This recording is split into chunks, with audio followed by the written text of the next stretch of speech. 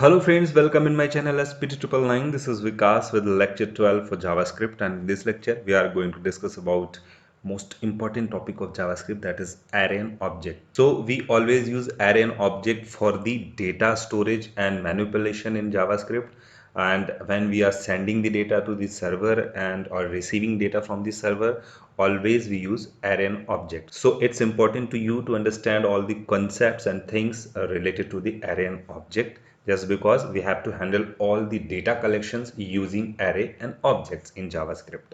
So let's start from the array. First one is array. Array is the collection of values. Sometimes we called collection of similar type of elements. Technically देखा जाए तो array का मतलब होता है ऐसी values का collection जिनका डेटा टाइप सेम हो, सिमिलर टाइप के हो। मतलब वो इंटीजर हो सकते हैं सारे, या फिर वो फ्लोट हो सकते हैं सारे। जैसे कि हमने लेट ए इज इक्वल यहाँ पे कुछ वैल्यूज रख ली कॉमा करके, ठीक है, तो इसको हम कहेंगे एरे, कलेक्शन ऑफ वैल्यूज। तो बहुत सारी वैल्यूज होती हैं तो उनको हम कॉमा करके स्क्वायर ब्रैकेट के अंदर रख देते हैं ताकि हमें अलग अलग वैल्यूज को हैंडल ना करना पड़े। अदरवाइज मान लो हमारे पास बहुत सारी, मतलब 100 वैल्यू हैं, 200 हैं, 500 हैं, तो इतने सारे अलग अलग वेरिएबल बनाने पड़ेंगे और अलग अलग स्टोर करके उनको हैंडल करना पड़ेगा। तो इजी हैंडलिंग के लिए हम क्या करते हैं, एक एरे बनाते हैं, सारी वैल्यूज को एक स्क्वायर ब्रैकेट के अंदर कॉमा से सेपरेट करके रख लेते हैं, इसी को एरे कहते हैं। तो यहाँ पे हमें एरे से रिलेटेड अब बहुत सारे फंक्शंस मिल जाते हैं प्रीडिफाइंड, जिससे बेसिक ऑपरेशन कर पाते हैं हम एरे के, और बाकी वैल्यूज को बड़ा ईजी वे में हैंडल कर लेते हैं। तो यहाँ पे हम अलग अलग टाइप की वैल्यू भी रख सकते हैं। जैसे हमने कॉमा करके यहाँ पे फ्लोट की वैल्यू रख दी, ठीक है, या फिर हमने कॉमा करके कोई स्ट्रिंग वैल्यू रख दी, ठीक है। ऐसा भी कर सकते हैं कि अलग अलग टाइप की, डेसिमलर टाइप की वैल्यू रख सकते हैं। बट बेसिक कॉन्सेप्ट यही है कि एरे का मतलब है सिमिलर टाइप की वैल्यूज का कलेक्शन। तो हम सिमिलर टाइप की वैल्यू रख करके यहाँ पे एरे को हैंडल करेंगे, ठीक है। बाकी रखने को ज़रूरत पड़े तो आप डिसिमिलर टाइप की वैल्यू भी रख सकते हो।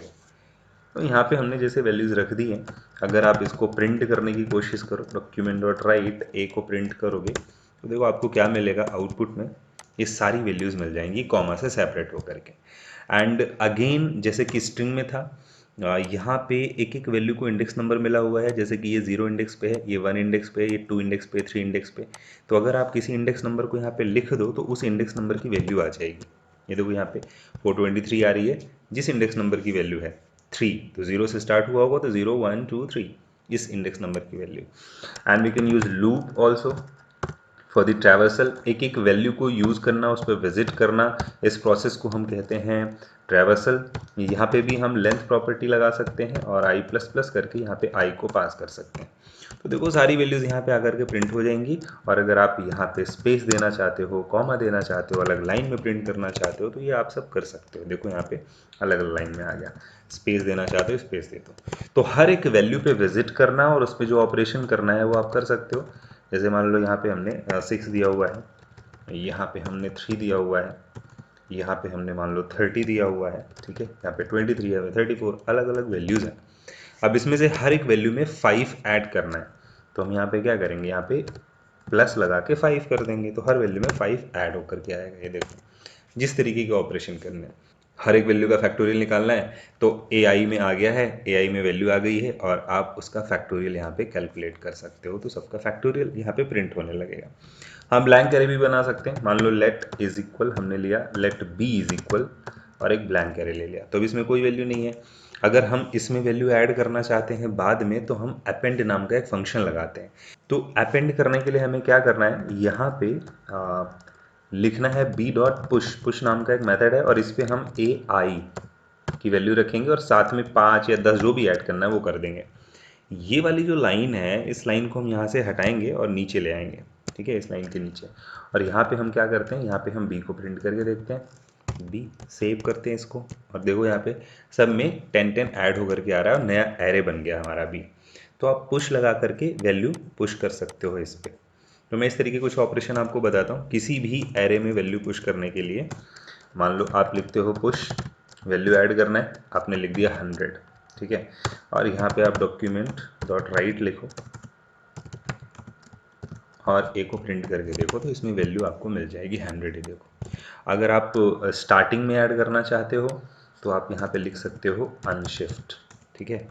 और देखो आपको स्टार्टिंग में वैल्यू ऐड होकर के मिल जाएगी, ठीक है। एंड अगर आप डिलीट करना चाहते हो वैल्यू तो आप यहाँ लिख सकते हो पॉप। पॉप क्या करेगा, लास्ट से वैल्यू को हटा देगा, डिलीट कर देगा, ये देखो। और अगर आप स्टार्टिंग से वैल्यू हटाना चाहते हो तो स्टार्टिंग में आप लगा दो शिफ्ट।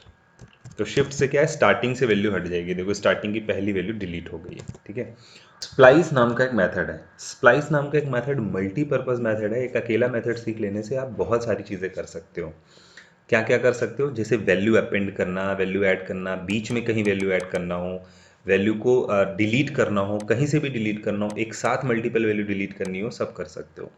तो देखो यहाँ पे क्या करना है आपको, यहाँ पे लिखना है किस इंडेक्स नंबर से वैल्यू डिलीट करनी है, तो हमने कहा 1 इंडेक्स नंबर से, कॉमा कितनी वैल्यू डिलीट करनी है, हमने कहा 2 वैल्यू डिलीट करनी है। तो इंडेक्स नंबर 1 कहाँ है, ये है, ठीक है। और यहाँ से 2 वैल्यू डिलीट कर देगा। आप इसको सेव करके देखो और यहाँ पे क्या आ रहा है, देखो 3462 आ रहा है, 3462, 23 और 30 दोनों डिलीट हो गए, ठीक है। तो ये एक तरीका है कि आप कितनी वैल्यू डिलीट करना चाहते हो यहाँ पे बता दो। अगर आपने यहाँ पे 0 लिख दिया तो इसका मतलब ये होता है कि आप कोई वैल्यू डिलीट नहीं करना चाहते हो, इंसर्ट करना चाहते हो। अगर यहाँ पे कोई नंबर लिखा है तो इसका मतलब 4 डिलीट करनी है, 5 डिलीट करनी है वैल्यू। कहाँ पे, किस इंडेक्स नंबर से, 2 इंडेक्स नंबर से, 3 इंडेक्स नंबर से या 1 इंडेक्स नंबर से। तो ये तो चीज़ हो गई डिलीट करने की। बट अगर आपको वैल्यू इंसर्ट करनी है ना, तो आप यहाँ पे लिखोगे 0। तो 0 का मतलब है कि आप डिलीट नहीं, इंसर्ट करना चाहते हो। तो कहाँ इंसर्ट करना चाहते हो वो आपने बता रखा है कि इस इंडेक्स नंबर पे इंसर्ट करना है। और क्या वैल्यू इंसर्ट करनी है वो आप यहाँ कॉमा करके बता दो, जैसे कि 400 कॉमा 700। 2 वैल्यू है तो 2 वैल्यू इंसर्ट कर देगा, 3 है तो 3 इंसर्ट कर देगा, जितनी वैल्यू इंसर्ट करनी है उतनी कॉमा करके लिख दो यहाँ पे। ये फर्स्ट इंडेक्स नंबर पे ये तीनों वैल्यू ऐड कर देगा। ये देखो फर्स्ट इंडेक्स नंबर पे आ गया, सेकंड पे आ गया, थर्ड पे आ गया और बाकी वैल्यू आगे शिफ्ट हो गई।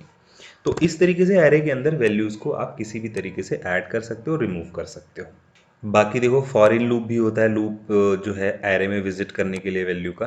तो हमने आई लगाया, फॉर आई इन ए, तो ए की एक एक वैल्यू पे इंडेक्स नंबर के अकॉर्डिंग विजिट करेगा। और यहाँ पे आप ए आई लगा दो। तो लूप लगाने के कई तरीके हैं एरे में, फॉर इन लूप बोलते हैं इसको। ये देखो यहाँ पे आ रहा है, स्पेस देना है तो आप स्पेस दे दो, ठीक है, ये सेव करके आ गया। अच्छा, अगर एक यहाँ पे और होता है फॉर ऑफ, तो आप ऑफ लगा सकते हो, इसको बोलते हैं फॉर ऑफ लूप। इसमें क्या होता है कि आई जो है इंडेक्स नंबर नहीं, वैल्यू ही उठाने लगता है। तो अब आपको ए आई लिखने की जरूरत नहीं, सीधे आई लिख दो, ये वैल्यू ही पिकअप कर रहा है वहाँ से। ये देखो वैल्यू उठा उठा करके देने लग जाएगा। इस तरीके से हम इसको यूज़ करते हैं। इसके अलावा एरे के अंदर एरे भी रख सकते हैं। जैसे कि मान लो हमने यहाँ पे एक एरे बना दिया, 2 वैल्यूज़ को अलग, 2 वैल्यूज़ को हमने अलग कर दिया और इन 2 वैल्यूज़ को हमने यहाँ अलग कर दिया, ठीक है। तो ये 3 वैल्यू हो गई। आप इसको सेव करके देखो, सिंपल। पहले तो यहाँ पे प्रिंट करके देखते हैं, no problem, document dot write a, यहाँ पे हमने प्रिंट कर दिया। तो अभी तो ऐसे ही आ रहा है, लेकिन अगर हम यहाँ पे इंडेक्स नंबर 0 लिखें तो देखो क्या होता है, 2 वैल्यू एक साथ आ रही है। ऐसा क्यों हो रहा है, क्योंकि अब 2 वैल्यू का सेट जो है वो एक वैल्यू बना रहा है। तो ये पूरा का पूरा एक सिंगल वैल्यू है, ये पूरी एक सिंगल वैल्यू है, ये पूरी एक सिंगल वैल्यू है। तो ये 0 इंडेक्स नंबर है पूरा का पूरा, ये 1 इंडेक्स नंबर है, ये 2 इंडेक्स नंबर है ना।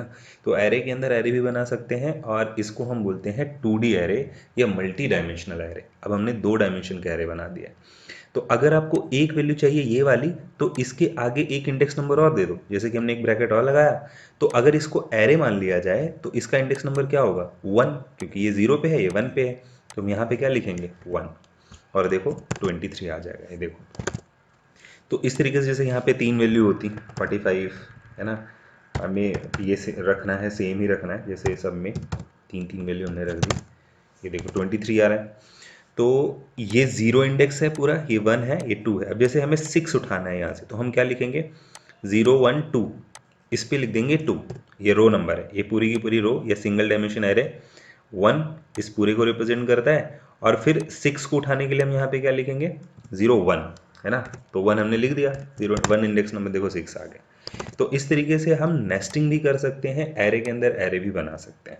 एंड ऐसे ही हमारे पास ऑब्जेक्ट होता है। देखो ऑब्जेक्ट जो है वो कर्ली ब्रैकेट के अंदर आता है, पहली चीज़।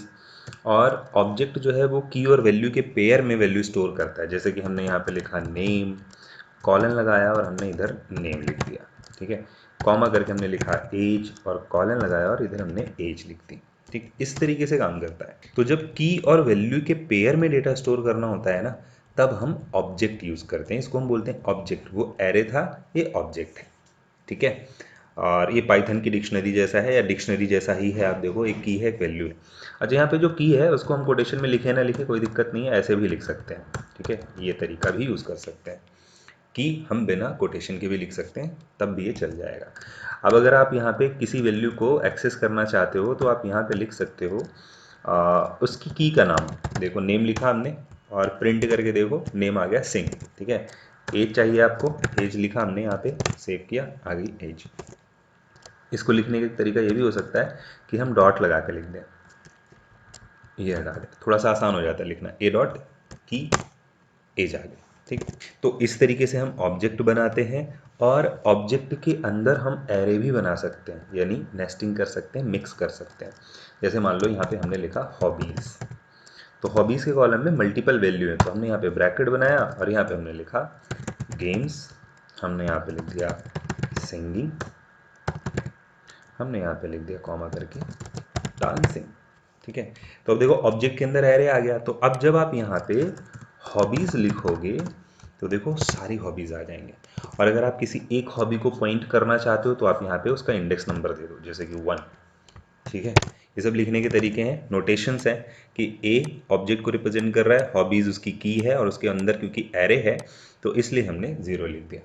अब इस सीक्वेंस को आप समझिए, इस पैटर्न को आप समझिए, हमेशा इसी तरीके से काम करता है। एक एरे के अंदर ऑब्जेक्ट हो सकता है, एक ऑब्जेक्ट के अंदर एरे हो सकता है।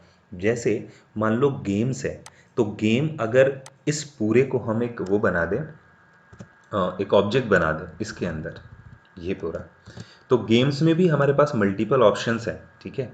तो हम मल्टीपल ऑप्शंस दे सकते हैं, जैसे कि हॉबीज़ है तो हमने यहाँ पे लिखा गेम्स और गेम में हमने लिख दिया क्रिकेट, ठीक, क्रिकेट, इस तरीके से। तो ये अपने आप में एक ऑब्जेक्ट हो गया, इस पे कॉमा लगाया हमने और हमने गेम्स में कौन कौन से ऑप्शन दिए, मान लो इसको रख देते हैं इंडोर, आउटडोर है बेसिकली ये, और इधर रख लेते हैं इंडोर गेम, ठीक है। तो हमने यहाँ पे लिख दिया चेस, ठीक, कॉमा करके। तो इस तरीके से ये काम करेगा।